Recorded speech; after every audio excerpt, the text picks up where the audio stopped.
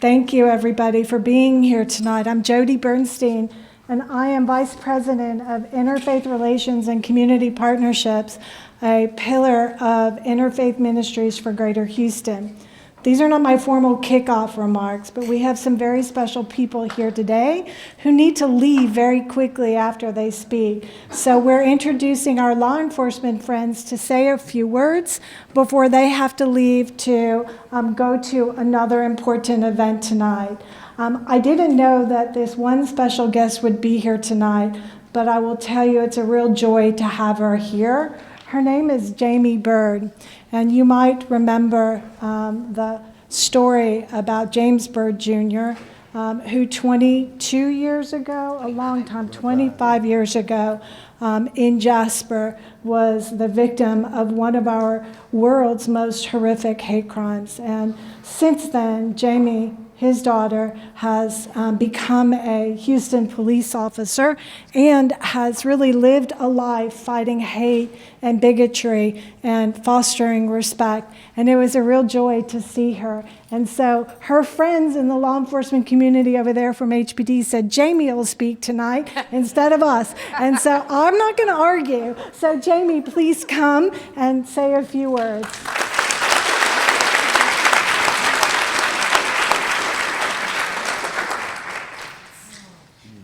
Good evening. All right, they put me on the spot here tonight, but I guess I should expect that at times. Again, my name is Jamie Bird Grant. I am a senior police officer with the Houston Police Department. I have 13 years on with the department. I work in the Office of Community Affairs as the gang prevention officer. I am also honored to be a part of the Houston Coalition Hate Code Project. I am the co-coordinator for the Shepard Bird Hate Crimes Grant. It is a grant for 4 years. We are awarded $100,000 over the next 4 years going towards hate crimes in the Shepard and Bird's name. So I am honored to be a part of that grant.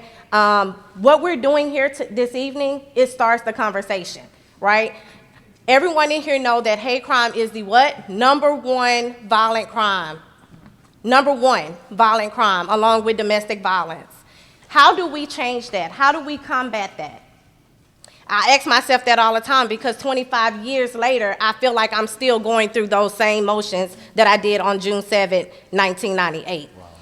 But today I stand before you because I don't want to quit the work that I started 25 years ago when I was at the age of 16, when my dad was just walking home from a friend's anniversary, going to his house just 2 blocks from his home, and he was picked up by 3 monsters who sought out to lynch a black man on June 7, 1998.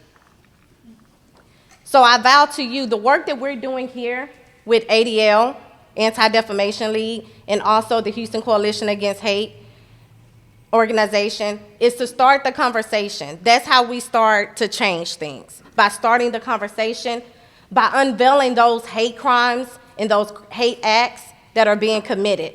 Because if we keep quiet, what happens? Nothing is going to get done about it. So again, I'm honored to stand before you on behalf of the Houston Police Department. We do go out into the community. We engage with the multicultural bus tour. What that is, if we take our cadets on a tour to the different communities around Houston, to show them the different communities and the different cultures that we have here in Houston, because I believe that Houston is a melting pot, right? It is a melting pot, and it's imperative that us as officers know the different communities in which we serve. So on behalf of Houston Police Department, I would also like to acknowledge Sergeant Carr, who is the African American Liaison Sergeant, and also Officer Lloyd, who is the African American Liaison.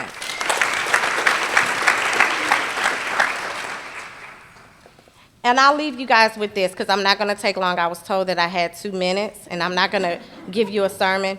But I'll leave you with the words of my grandmother, and some of you that had a pleasure to meet my grandmother. Her famous words were, "I don't live with hate. I live with hurt." So every day I hurt but I don't hate. Malcolm. Thank you for your time. Good evening, everyone. Good evening. Conversation is the catalyst for change. Our community is in no way immune to the horrific impact of hate activities occurring across the United States. In Greater Houston, manifestations of hate, bias, and discrimination continue to show up in various ways, and the impact is long-lasting and far-reaching in our community. This panel discussion on the rising tide of hate is an important look at what is happening and how individuals and communities can respond so that we may reduce and perhaps even one day eradicate hate and bigotry. An effective way to help undo racism is to constantly identify and describe it, then work diligently to dismantle it. We must create a city, state, and country in which hatred and bigotry are not acceptable as they directly undermine the place that we call home. Everyone has a role in creating a community where every person feels welcomed, valued, and respected. Hate instills fear and distress in its victims, and we must, as a community, work to ensure the message of respecting everyone, regardless of race, faith, ethnicity, or who they love, is part of our language and our action. I want to thank my colleagues again for helping to make tonight possible. And again, we want to thank Detective Stephanie Reyes, Sergeant Eric Carr, Senior Officer Lloyd Anderson, John Wakefield, and Dan Werner with the FBI for attending tonight's event and for the work they do to address hate crimes. And tonight would not be possible without the generous support of our sponsors, Mr. Vikens Son and Family, Bridgeway Capital Management, Nadia Tajali and Dr. Shaheen Tabakoli, as well as our host committee supporters, Dorrit Aaron, Richard Elbin and Jerry Pepperone, Dr. Kathy Flanagan, Cecil Fong, and Jerome Wilson. So I now want to introduce you to this small but dynamic powerhouse of a moderator. Marjorie M.J. Joseph currently serves as the Executive Director for the Houston Coalition Against Hate, which is a network of community-based organizations, institutions, and leaders who have come together to reduce hate and encourage belonging. MJ is a seasoned nonprofit executive, anti-racist leader, visionary, and social justice advocate. She will introduce our panelists and lead the discussion on the rising tide of hate. I now introduce Marjorie M.J. Joseph. Thank you, Gayla. So good evening and welcome to this vital conversation and dinner dialogue on the rising tide of hate. Thank you very, very much for having me here. I feel like you have placed a crown too high above my head that I could never wear. Sitting with such esteemed persons on this panel and those in the audience on today, so many of you should be sitting here yourselves. I am grateful to be here to be a part of this conversation discussing hate in our community, our city, our state, and our nation. It's a very important topic. Here's what I will say. I work with the NAACP and wear several hats. And as a pastor, I've been mentored by the 3 Big O's for the past 30 plus years, along with Larry Payne and others. What we've seen in our city, state, and nation, of course, the numbers are increasing. The FBI stats say that hate crimes are increasing nationally. Most of them deal with race, others deal with religion and sex and gender. The NAACP gets calls on a regular basis where people are suspecting a hate crime is about to happen or could happen because the temperature in our society has risen. We're sitting on a powder keg. And the insurrection against the Capitol a couple of years ago heightened this. And so we're aware of what's happening. We talk with the FBI a lot and local law enforcement. As I was preparing for today, I looked up some data on what's happening in Houston with respect to hate crimes. And there was a data point that was released just yesterday from the Center for the Study on Hate and Extremism out of UCSB. And what they found is that hate crimes in Houston have increased by 26.5% between 2021 and 2022. So we have our work cut out for us. So this is a multi-century-old problem. We have our work cut out for us, but we can do it together. And I just wanted to remark on Bishop Dixon's last point that hate can be intergenerational. And what we know from neuroscience data is that if we actually train our little ones from conception in early childhood development, so from conception till about age 8 or so, in understanding and valuing diversity as a strength, that has an impact throughout the course of their lives. And by investing in that kind of education and support for our young ones and for the systems and structures that support them, we can actually improve the quality of life, reduce hate, we can reduce all of the bad things in the world and increase all the good things, economic support and stability, healthcare, et cetera, and equity. And so there are solutions that are out there, and it's just a matter, I think, of coming together, working together, and making them happen. So I hope to do that with you. Thank you. Thank you, Zara.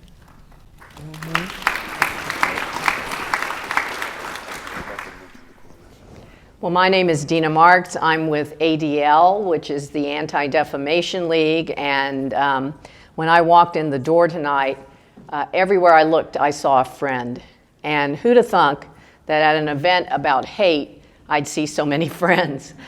But part of the reason for that is because I'm an old person and I've been working for ADL for 24 years. And so I've been working on this to the points of Bishop Dixon, to Zara's point. This is an ongoing problem. This is something that has been going on forever. It continues to plague us, even in this diverse community where people, in many cases, seem to get along better than they do in other cities that are diverse. So I'm pleased to be here tonight with all my friends here on this panel and all of you, and I'm so glad that you're here tonight too. Just a couple of things about hate crimes. The trend is that they are going up. To Zara's point about Houston, across the country, our friends from the FBI keep statistics every year, and the last report showed a big increase in hate crimes, and they've been going up for about the last 5 years pretty steadily. Certain groups are more affected than others.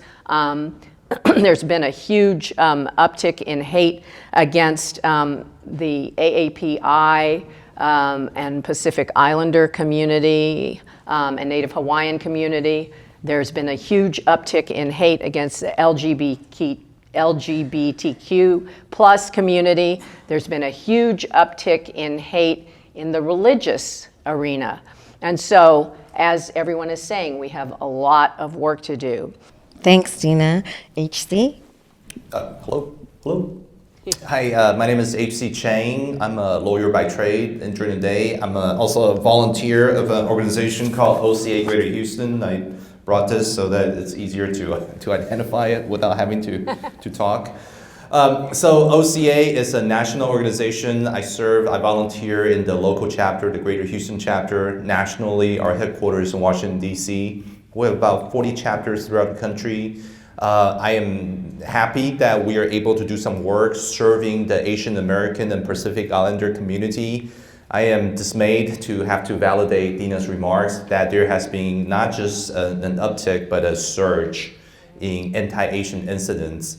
Also, according to the same source information from the Center for the Study of Hate and Extremism, year 2020 seems to be when the surge first began. Based on reporting from law enforcement agencies in various major cities throughout the United States, there's been a report of a surge of 149% of anti-Asian incidents throughout the country since 2020. And that's the year when COVID started to spread. And unfortunately, due to certain statements and rhetorics from various politicians or people in positions of power and influence, there's been a connection of the coronavirus with the Asian American Pacific Islander community to the point where what we're seeing is there's been a scapegoat effect where certain individuals decide to take out their frustration, their anger, their bigotry upon the AAPI community.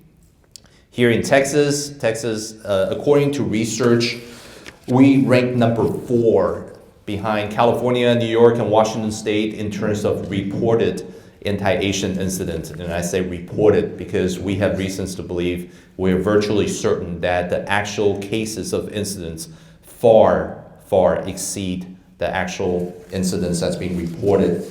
Again, according to sources information, as of the data is only available up until 2022, but as of 2022, there's been at least a reported of 11,467 of such incidents. And folks, that's only counting a period of 2 years against the Asian American Pacific Islander community. I guess we can talk about more specific examples in a little while. Unfortunately, some of the worst ones happened in Texas. But I'm glad that there are so many friends with us today to talk about this issue. That means that there's an interest, there's a will to look at this issue, to address this issue. And when there's a will, there's a way. That's right. Thank you. Hi, my name's Lou. My pronouns are he and him. I'm really excited to be here, and you're probably looking and wondering why I'm sitting here. I don't look like my friends. But I am a queer transgender man, and so when I say things like that, I get targeted. The LGBTQ community, like Dina said, the targets, the hate crimes against us are going up. The comments made to the gay and lesbian community, I haven't heard those since I was 20, back in the early 90s. And transgender women, especially transgender women of color, have been under attack for a very, very long time, and we see those numbers go up over and over again. A couple of folks earlier talked about the Shepherd and Bird hate crimes law. The the Shepherd law covers sexual orientation. In some places that also covers gender identity, but not in the state of Texas. I am not protected at a city or state level. If there is a hate crime against me or somebody in my community, I have to go to the FBI. And that's really difficult. I mean, I have the hate crimes officer's number in my cell phone because anytime I hold an event, I have to make sure that she and some of her officers are around so that we can be safe. And I just started a new organization because a lot of trans folks don't feel safe going out in the community. And for them to go out to a place where they can get a cup of coffee, where they can be with their friends that isn't a bar, those places are few and far between. And a lot of them don't like to go out, right? So it's very difficult. So we're trying to find spaces, safe spaces where they can go and where they can be. So it's a difficult time here because as more and more targets and more people are talking about trans folks, more and more targets get put on our back and less safety, right? And one thing I want to say before I go back is, in the state of Texas, there is a panic law that if we're hanging out and we're on a date, you find out I'm trans and you decide to beat the crap out of me or worse, you can claim, oh, I got freaked out because he's a trans guy. And you can get away with beating me up. Same thing for a gay man or a lesbian, right? So what's gonna stop somebody from hurting somebody like me and somebody like the people in my community if there isn't a law to tell them, you broke a law, but hey, I freaked out, this guy's different, right? So that's why I did it. And so it's really, really difficult when you think about that for how do we navigate society, how do we go out there, and how do we be open, right? I don't care. You can Google me and find out I'm a trans man, I have no care because, I can say that. I have a lot of privilege to walk through the world. But it's not always that easy for my friends to be able to be out there, be open, and be safe. So thank you very much for inviting me. Thank you. So some of you have already spoken to this next point. So I'm going to ask you, because for time's sake, just directing to HC, to Dina, and to Zara. How has this increase impacted your communities?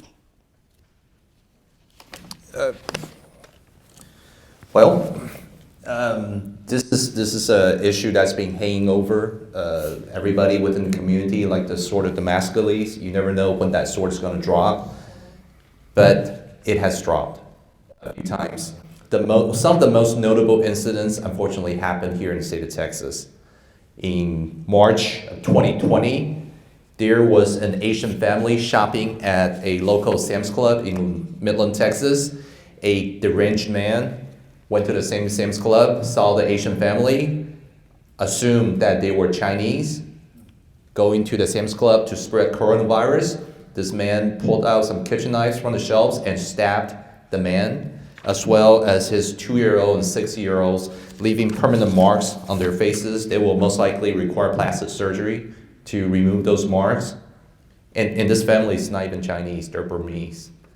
Fortunately, that man was stopped by an employee at Sam's Club, as well as another Border Patrol officer who happened to be at that Sam's Club. My understanding is the FBI has charged him for hate crime, and he's been sentenced about 30 to 40 years, somewhere in that neighborhood. But that kind of impact was felt upon our community. If this can happen to that family, this can happen anywhere else within the state. That's not the only one. A year later, in a noodle shop in San Antonio, Texas, this noodle shop was spray painted with a number of very hateful remarks, such as "Kung flu," "Commie," "Hope you die," "Go back to China." Again, they're not even Chinese, they're Vietnamese. So it's creating fear within your community.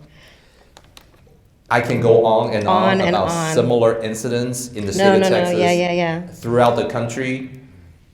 Just this year, in May of this year, in Indianapolis, this lady saw an Asian-looking face on her bus. She decided to pull out her knife and stab this Asian lady repeatedly, believing that this Asian lady was Chinese, she was present on that bus to blow up our country. This lady, again, has been charged with a hate crime, but I'm not sure which department, but this happened just this year. She was just sentenced a few months ago. There are countless other similar incidents. That's part of the statistics I just referred to, the 11,400 or so. Some of these incidents go unnoticed. Some of these incidents will be reported. Perhaps what culminated was what happened in 2021, the Atlanta spa shooting, where a deranged man went to 2 different Asian spas and shot a total of 8 individuals, 6 of whom are Asian females. For no other reasons, he said he wanted to cure himself of a certain addiction that he had. Why did he have to shoot and kill this many Asian females? That was not an explanation that we received, but unfortunately these incidents continue to happen throughout the country. Yeah. Just take a deep breath, because this is a lot coming at us, right? It's heavy. I just want to ask Dina and Zara if you can share how this has impacted your communities, the Jewish community and the Muslim community. Well, as far as the Jewish community is concerned, one of the things that I think is a big danger, and it's not just for the Jewish community, but for all communities, is that seems to be a mainstreaming of acceptance of hate language. That is very, very scary. And I think it creates or leads to a snowball effect, where the snowball rolling down the hill picks up steam and picks up more snow. And so I think certainly also when this happens to the Jewish community, it's an indicator that it's going to happen to all communities. And so it's something we need to really pay attention to and to work toward addressing. There is no reason to say something hateful to someone, something tinged with bias. We should not allow it. We should speak out against it whenever we hear it, tell people it's wrong. As best we can, we need to address it in such a way that they understand that what they have just said or done is hurtful, and it creates an atmosphere for worse things to happen, for violent things to happen, like we were just hearing about in the AAPI community. Hate can lead to extreme violence, and so we need to pay attention to it. Zara? Yeah, thank you for the question. It's leading to increased fear and tension in the community. So I'll offer a couple examples and then a couple of responses to these trends. So we've seen an increase in hate incidents among children.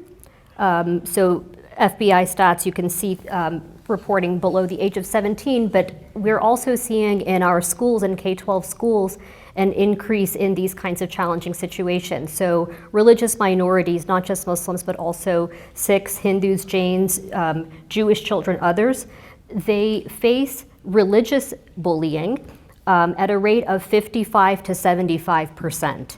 The average American kid faces bullying for any reason at a rate of about 20%. So this is far greater. Among the Muslim children, they are being attacked not only by other children, but also by the adults. So the teachers, other parents, paraprofessionals, the sports coaches, et cetera, and it can be really quite egregious. So there's this one very difficult case in the Midwest where the school janitor was cleaning after school, and he found a 7-year-old child strung up by a noose hanging from the ceiling. And he was put there by his friends, his so-called friends. Now, thank God the janitor got there in time. He was able to save the child. But these are the kinds of things that we are dealing with. And we might wonder, hey, do kids really do things like that? How is that possible? Well, we also know from research that experiences with bias begin in the womb, right? So while a child is developing, that affects their development. It affects when and how they are born. They can experience bias at birth by the medical professionals that are delivering them. And then by the age of 6 months, they express bias implicitly by crying or other emotional responses. And they can express it explicitly through words or actions by the age of 2 or 3 years.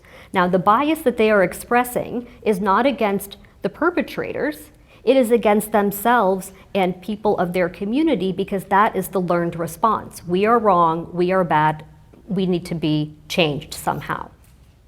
So you can see how things like that will impact self-esteem and self-development and growth and learning outcomes and the whole nine. But we also see how the impact of media and of our education systems and the way that people talk about difference impacts how other kids will see the so-called other. So there is a lot of work cut out for us.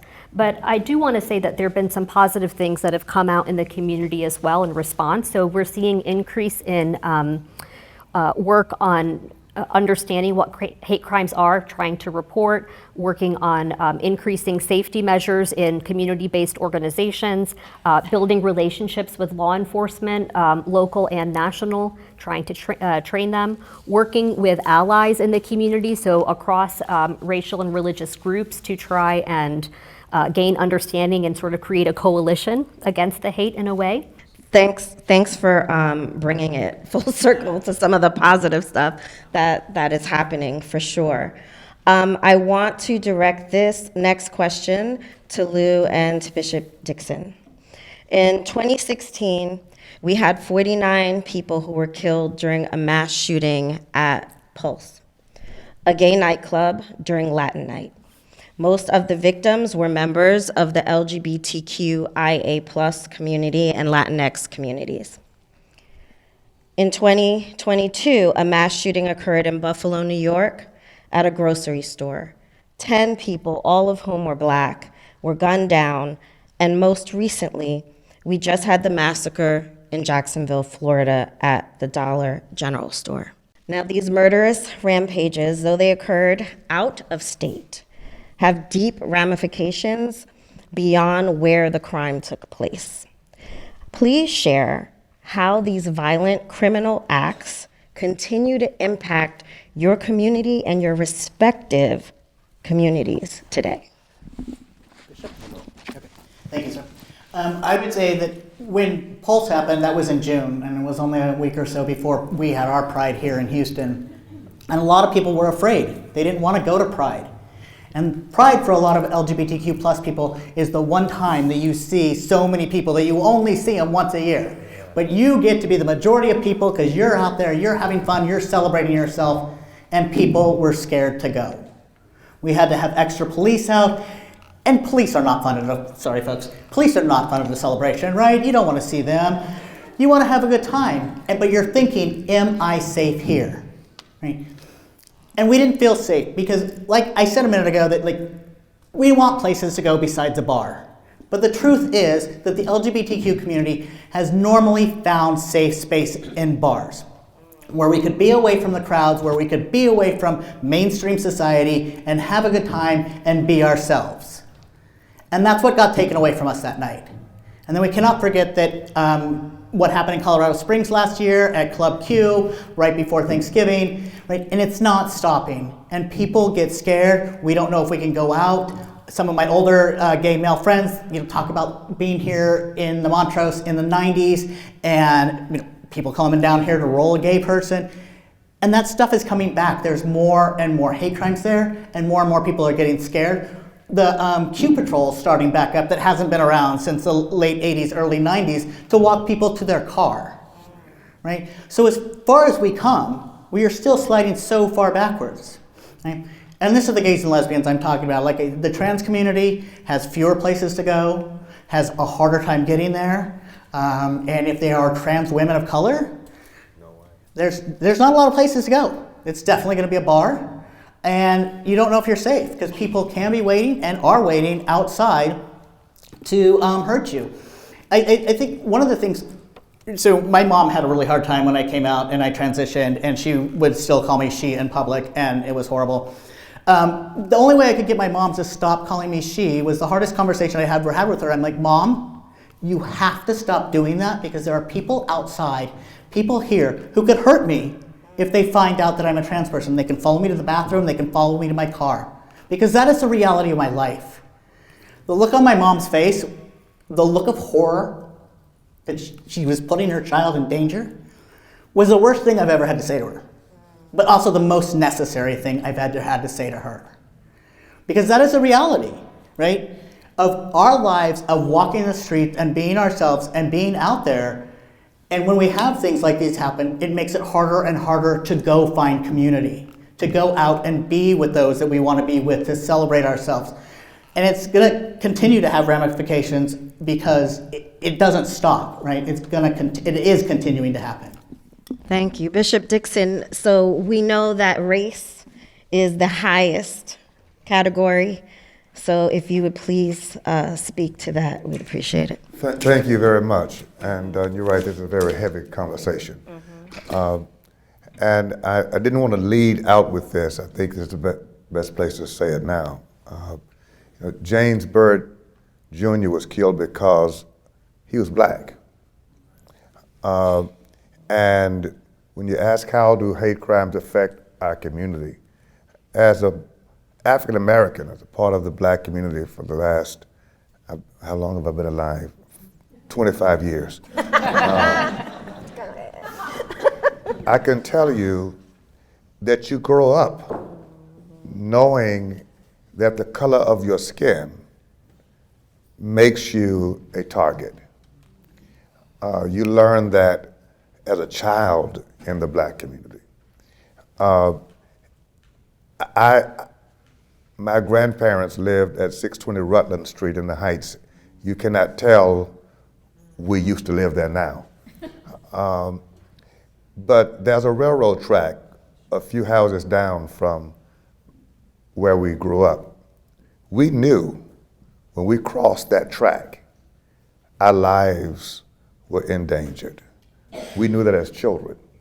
We knew that in order for us to walk from 620 Rutland to Studemont Park and to swim, there was a White Oak, that the trip from Yale Street to Studemont was a dangerous trip to make.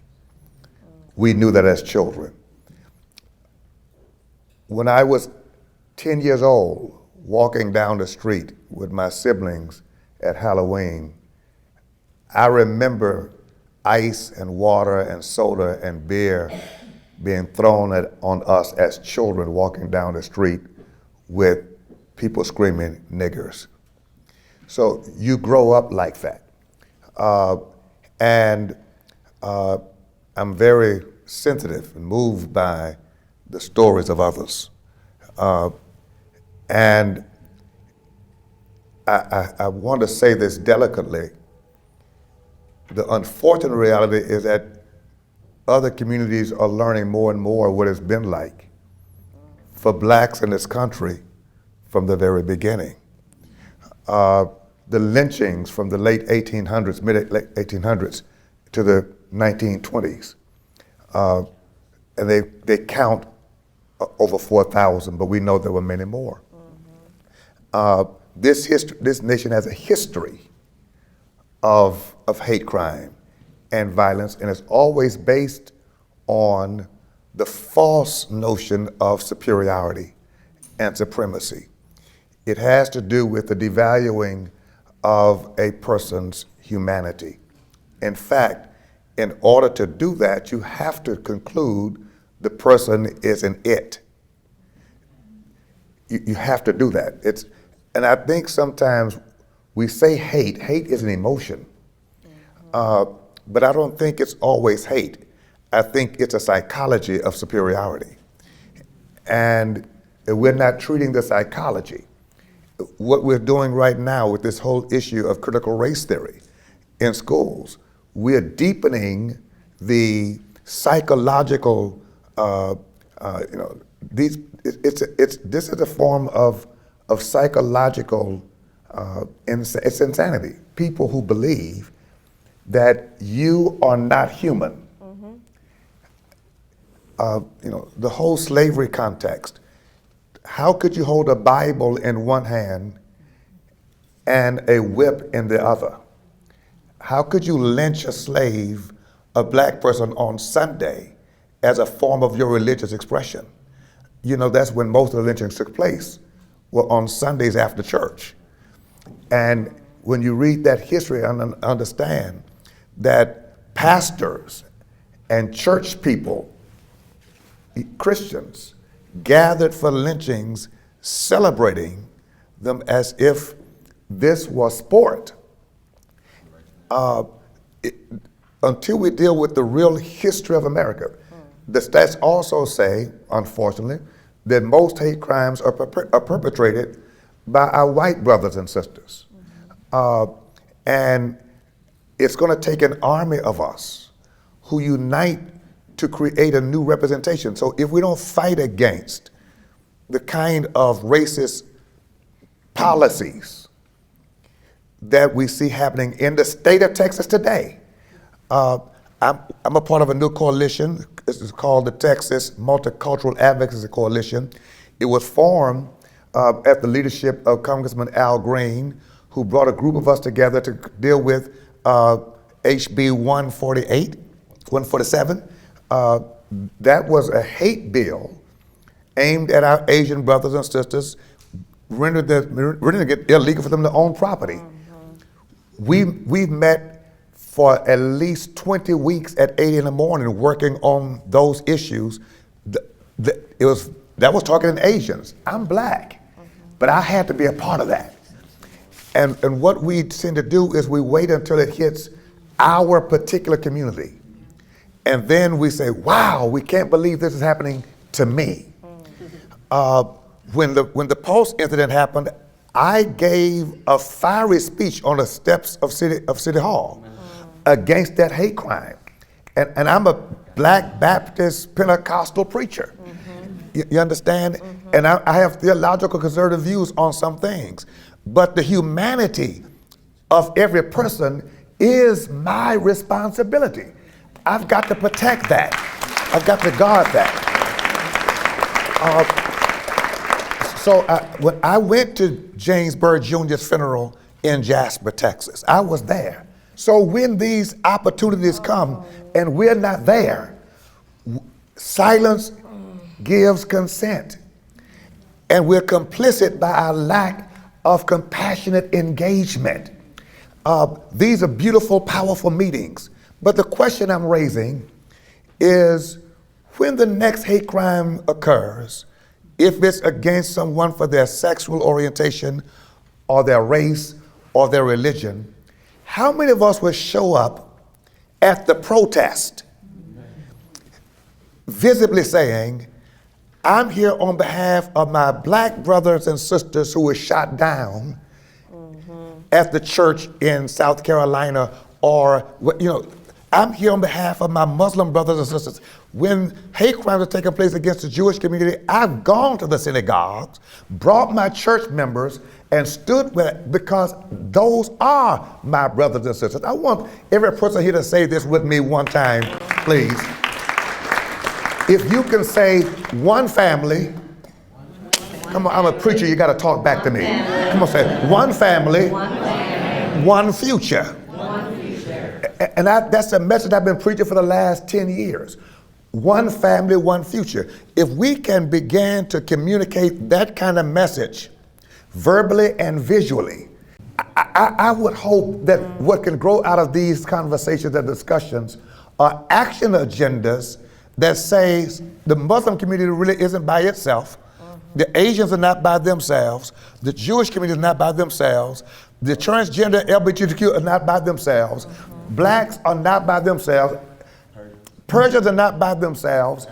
I mean, everybody is hated by somebody. Come on, everybody is hated by somebody. So if the right somebodies don't come together, then the wrong somebodies will always win. Right on, right on. I was just about to ask you. Okay, so we have one more question. And so this one is going to be for whoever would like to answer at this time. So what suggestions do you have to help challenge the hate and bigotry impacting so many communities today? I know Bishop Dixon just said that we all need to come together. The coalition also goes by one kind, humankind. So what can we do? What can the community do to challenge the hate and bigotry impacting everyone today? We cannot do this in a silo. That's right. Every single one of you tonight, over the next week, you all have homework. Go out and tell 3 people you were here and what you've learned. You've got to continue this conversation. Anyone else? Anyone else? I want to say that we also have to examine ourselves. Everybody has bias. That's right. We all have to look at our own biases, and we all have to learn to manage those biases so that we can react properly when we see bias in others. One thing that we can do that's a tangible thing to do is if you see a hate incident or a hate crime, report it. The reporting is so important because data drive policy, and we need to know where the vulnerable communities are. We need to know where things are happening. We need to know where worse things can happen. So you can report to law enforcement. Certainly, if you feel in danger, call 911 immediately, but you can report to law enforcement. You can report to us at ADL. You can report to the Houston Coalition Against Hate. You can report to OCA. You can report to the Montrose Center. There are all kinds of ways to report what you're seeing so that we can have the data that we need to provide to law enforcement, to our legislators, if they'll listen to us, and to the rest of the world, to journalists, so that we know what's going on. Thanks, Dina. So I'd like to tie all of this together for us.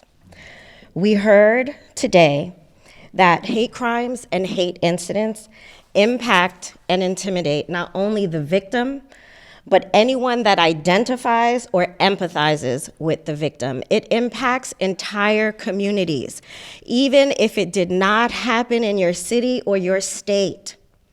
Anyone who identifies with the victim is impacted. And one of the things that we can do and that we are working on is a uniform response to hate. Allows a community to leverage multiple resources and assets, resulting in a shared effort from such a response. It also provides a community with the opportunity to respond to intimidation of a hate crime with an equal, if not greater, sentiment of intolerance for hate and the intended victimization that comes from these crimes. It demonstrates solidarity, and that alone can strengthen a sense of safety and the support necessary to heal from hate. Houston is the 4th largest city in this nation, and we are among the most racially, ethnically, and religiously diverse. And though this makes Houston particularly vulnerable to hate crime, it also uniquely situates our beloved city to unify communities across various identities. This diversity allows the city to design responses to hate that are inclusive, significant, and replicable at various scales. I would say Houston is ripe to model for the nation, should we all choose to serve something greater than ourselves, the human right to justice and belonging. We hope that you will embrace the coalition's Justice Over Equity framework, for justice begets equity.